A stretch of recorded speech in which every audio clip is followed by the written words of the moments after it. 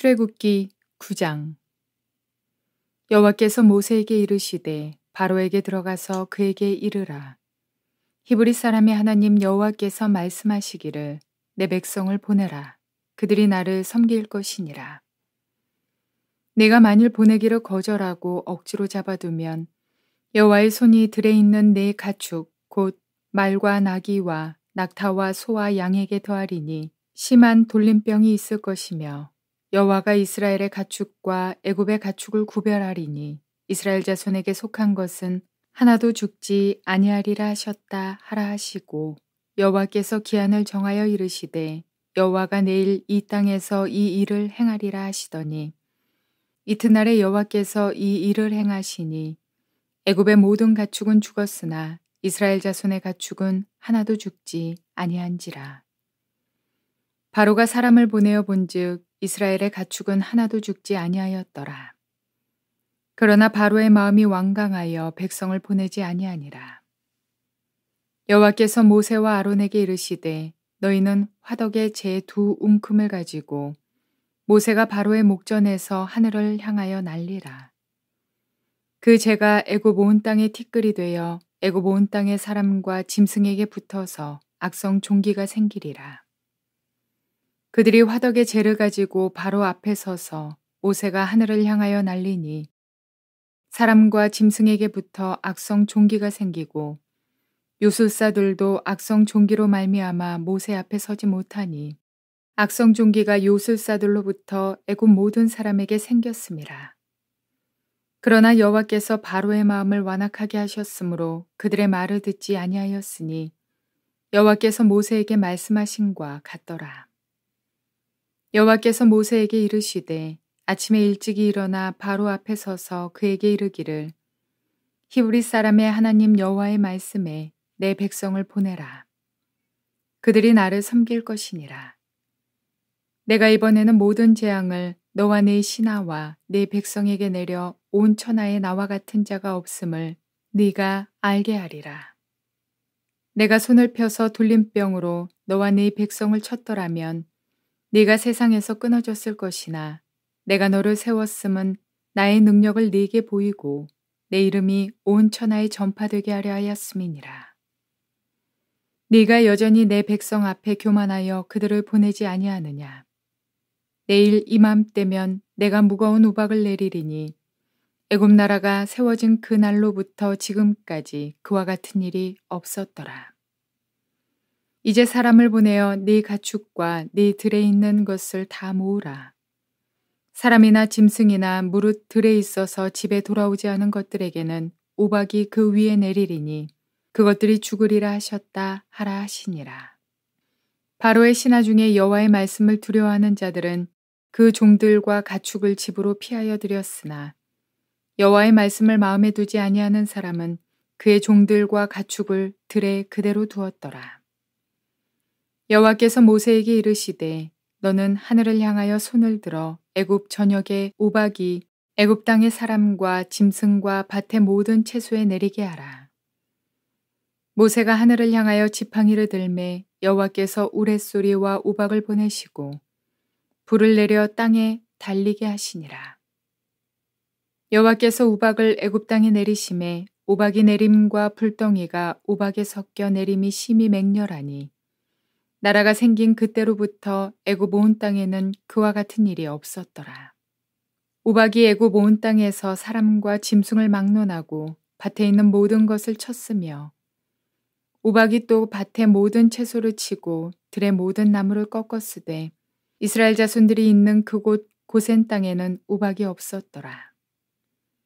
바로가 사람을 보내어 모세와 아론을 불러 그들에게 이르되 이번은 내가 범죄하였노라. 여호와는 의로우시고 나와 나의 백성은 악하도다. 여호와께 구하여 이 우레소리와 우박을 그만 그치게 하라. 내가 너희를 보내리니 너희가 다시는 머물지 아니하리라. 모세가 그에게 이르되 내가 성에서 나가서 곧 내 손을 여호와를 향하여 펴리니 그리하면 우레소리가 그치고 우박이 다시 있지 아니할지라. 세상이 여호와께 속한 줄을 왕이 알리이다. 그러나 왕과 왕의 신하들이 여호와 하나님을 아직도 두려워하지 아니할 줄을 내가 아나이다. 그때 보리는 이삭이 나왔고 삼은 꽃이 피었으므로 삼과 보리가 상하였으나 그러나 밀과 쌀보리는 자라지 아니한 고로 상하지 아니하였더라. 모세가 바로를 떠나 성에서 나가 여호와를 향하여 손을 펴매 우레소리와 우박이 그치고 비가 땅에 내리지 아니하니라. 바로가 비와 우박과 우레소리가 그친 것을 보고 다시 범죄하여 마음을 완악하게 하니 그와 그의 신하가 꼭 같더라. 바로의 마음이 완악하여 이스라엘 자손을 내보내지 아니하였으니 여호와께서 모세에게 말씀하심과 같더라. 좋은 날입니다.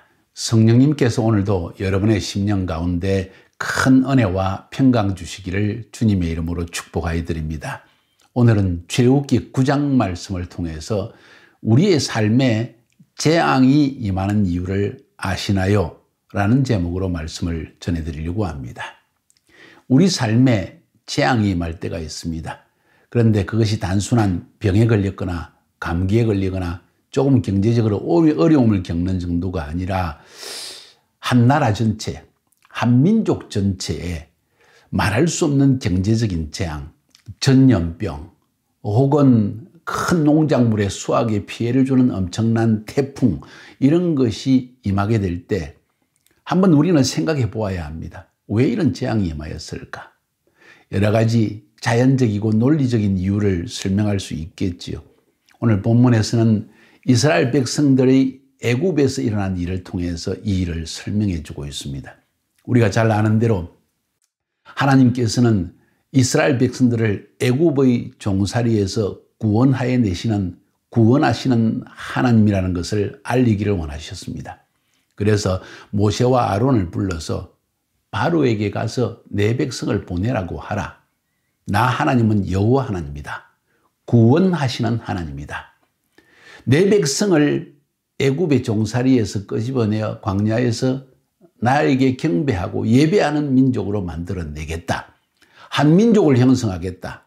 아브라함에게 약속하신 그 약속을 성취하겠다 하는 것이 하나님의 뜻이었습니다.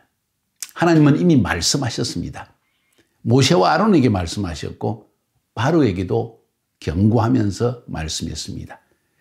이적을 보여주면서까지 말씀하셨습니다.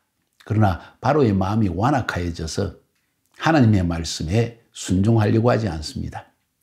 그래서 하나님은 모세와 아론에게 거듭 강조하면서 말씀하십니다. 바로가 내 말 안 들을 거다. 내 말대로 되는지 안 되는지 한번 보아라. 그래서 내가 많은 재앙을 보내고 난 다음에야 바로가 정신을 차리고 내 백성을 애굽에서 내보내게 할 것이다. 과연 우리가 앞에서 본 것처럼 하나님은 지팡이를 뱀이 되게 하고 뱀의 꼬리를 잡았을 때 다시 지팡이가 되게 하는 이 이적을 보여줬지만 바로는 듣지 않았습니다. 첫 번째 재앙, 두 번째 재앙, 세 번째 재앙, 네 번째 재앙까지 보냈지만 여전히 듣지 않습니다. 오늘 본문에는 다섯 번째, 여섯 번째, 일곱 번째 재앙을 보내는 하나님의 일을 보여주고 있습니다. 말씀대로 되어집니다. 바로는 마음이 완악해서 계속 보내지 않습니다. 모세와 아론은 답답했을 것이고 하나님의 백성들도 고센 땅에 따로 살고 있지만 굉장히 불편하고 어려웠을 것입니다. 상상할 수 없는 재앙들이 애굽 땅에 계속 임하였으니까요. 그런데도 다행스러운 것이 아니라 놀라운 한 가지 진리의 사실은 엄청난 전 세계적이고 국가적인 민족적인 재앙이 임하였는데도 불구하고 하나님의 백성은 털끝 하나도 다치지 아니하는 보호하시는 구별하시는 은혜를 베풀어 주셨다는 사실을 오늘 본문에서 볼 수가 있습니다. 자, 오늘 제목이 뭔지를 다시 돌아가 봅시다. 우리 삶에 재앙이 임하는 이유를 아시나요? 왜 이런 큰 재앙이 임하게 됩니까? 왜 바로의 집안에, 바로의 나라에 이런 큰 재앙이 임하게 되어졌나요? 민족적이고 국가적인 자연적인 거국적인 재앙이 임한 이유가 뭐라고 성경은 설명하고 있습니까? 하나님의 뜻에 불순종하였기 때문입니다. 하나님의 말씀대로 되어진다는 것을 믿지 않았기 때문이죠. 오늘 본문에 보면 세 가지 재앙이 나옵니다. 첫 번째는 악질 재앙. 주로 가축들에 대한 심판입니다. 애굽에 있는 가축, 이건 목축업에 굉장히 중요한 것이고 국가의 재정에 굉장히 중요한 것인데 이 가축들이 전부 악질에 걸려가지고 병들어 죽기 시작하는 재앙을 주셨다는 것입니다. 애굽 백성들이 핫솔 혹은 아피스라고 하는 소의 신상을 만들어 가지고 이들이 우리나라를 부유하게 하고 배부르게 한다고 믿었던 것입니다. 그 악한 신들을 하나님이 심판하시면서 그들 이 핫솔과 아피스라는 이 두 신들이 이 나라에 풍요함을 주는 것이 아니라 바로 나 여호와 하나님이다 하는 사실을 선포하신 것입니다. 여섯 번째 재앙은 독종 재앙입니다. 이것은 쉽게 이야기하면 사람들에게 질병을 주는 재앙입니다. 질병이 다가온 것입니다. 전염병이 돌는데 아무도 이것을 막을 수가 없습니다. 치료제도 없습니다. 의사도 고칠 수가 없습니다. 왜 이런 재앙이 임하였습니까? 애굽 사람들은 병이 들지 않도록 자기를 지켜주는 세크메트라고 하는 신을 섬기고 병이 생기면 병을 고쳐준다는 수누라는 신을 섬기기도 했습니다. 병들기 전에는 세크메트, 병들면 수누라는 신을 섬기면서 그들을 지킨다고 생각했습니다.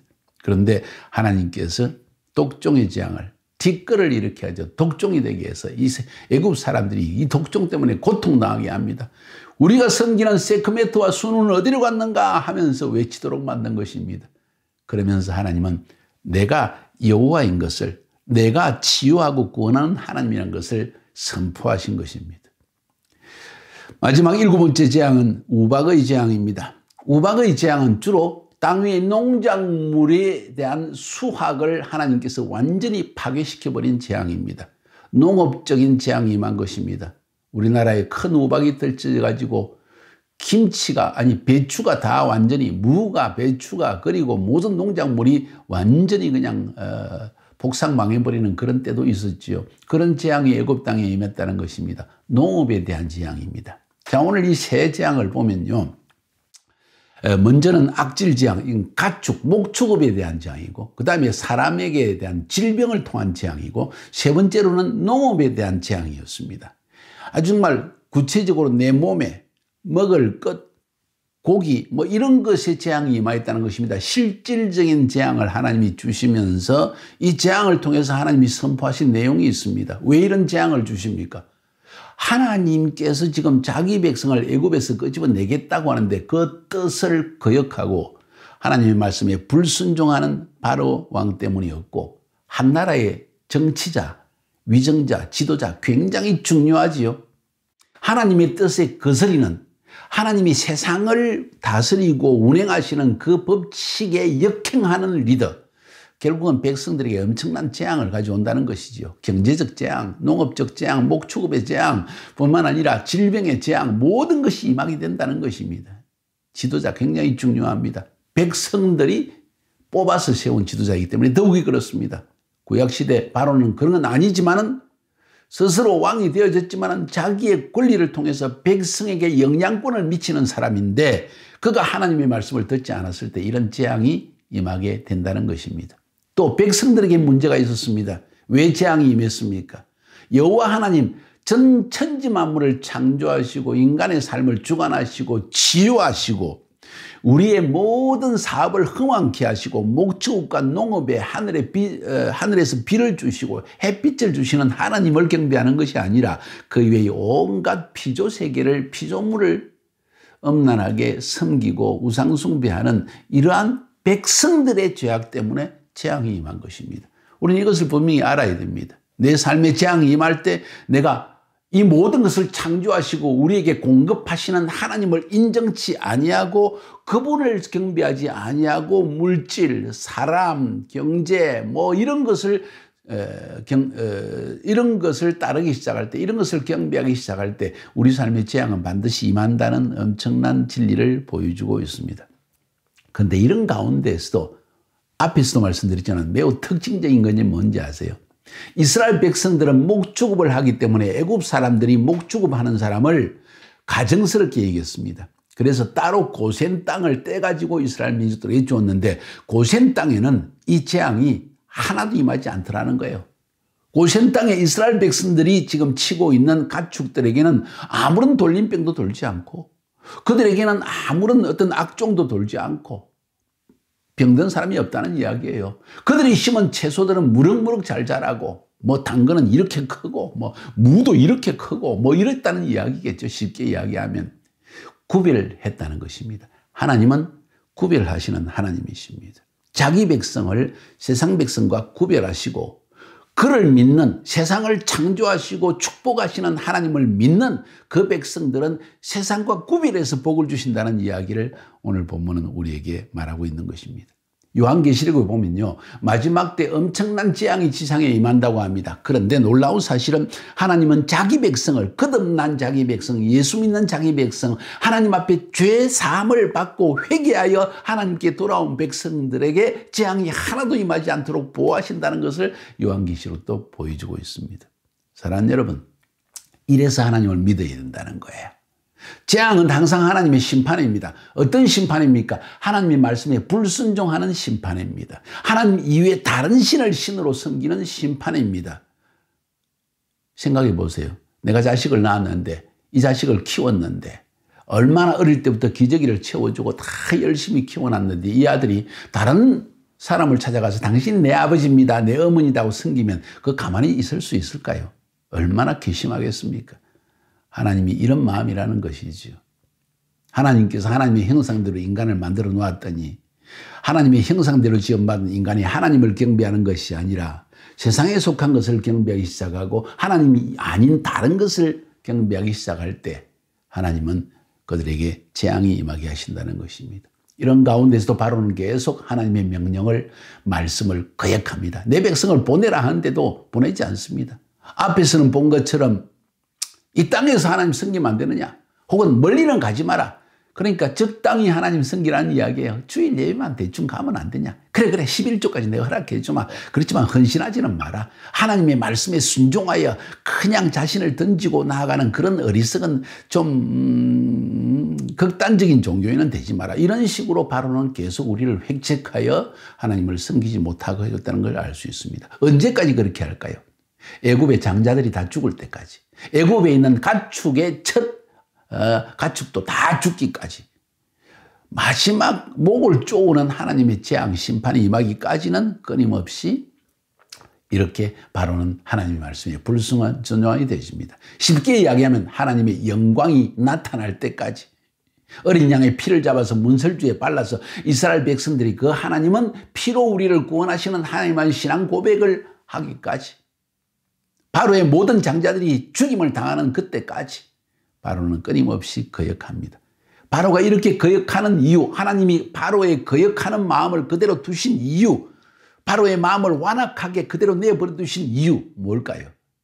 하나님이 말씀하신 대로 된다는 것을 바로도 알고 이스라엘 백성들도 알고 모세와 아론도 알고 애굽 사람들도 알게 하기 위해서 하나님이 일부러 그렇게 하신 거예요. 뿐만 아니라 결국은 하나님이 세상을 창조하시고 하나님이 세상을 통치하시고 하나님이 자기 백성을 구원하시는 하나님이라는 것을 온 세상으로 알게 하기 위해서 바로의 마음을 완악하도록 내버려 두신 거예요. 사랑하는 여러분, 여기서 배울 수 있는 큰 교훈이 무엇입니까? 세상을 창조하시고 운행하시고 통치하시고 축복하시는 하나님을 버리고 다른 신을 섬기는 자에게 이런 재앙은 반드시 임한다는 것입니다. 하나님이 말씀을 순종하지 아니하고 내 뜻대로 그리고 내 육신의 일락을 위해서 내 육신의 성공을 위해서 육신에 속한 것을 마치 하나님처럼 섬기며 나아갈 때 이런 재앙이 우리 삶에 임하게 된다는 것입니다. 모든 재앙은 하나님을 의지하지 않고 인정하지 않고 그분을 섬기지 아니하고 다른 신을 섬길 때 우리 삶에 임한다는 것을 오늘 성경은 우리에게 말하고 있는 것입니다. 바로의 문제점이 무엇입니까? 바로가 무엇이 문제입니까? 그에게. 한번 생각해 볼 수 있습니다. 자기의 유익 때문에 하나님 말씀에 순종할 수 없었던 것입니다. 여러분은 어떻습니까? 재앙을 주시고 경제적인 어려움을 당하고 관계 안에 문제가 일어나고 가정이 파탄이 되어지고 내 몸에 질병이 다가오고 모든 재앙이 계속되는데도 불구하고 혹시 하나님의 말씀에 순종하지 않고 있는 것은 아닙니까? 한번 깊이 생각해 볼 필요가 있습니다. 왜 우리의 삶에 재앙이 임하는지 아십니까? 한번 생각해 보세요. 오늘 설교를 다시 한번 들어보면서 한번 깊이 고려해 보시고 옆에 사람과 한번 이 부분을 가지고 대화를 나눠보시고 하나님 앞에 기도하시기 바랍니다. 주님, 재앙의 원인을 보여주옵소서. 내가 하나님 앞에 불순종하는 것이 무엇인지를 알게 하여 주옵소서. 나로 순종하는 하나님의 사람이 되게 하옵소서. 이런 기도 한번 드려보지 않겠어요? 너무 중요한 부분입니다. 승리하시기를 주님의 이름으로 축복하여 드립니다.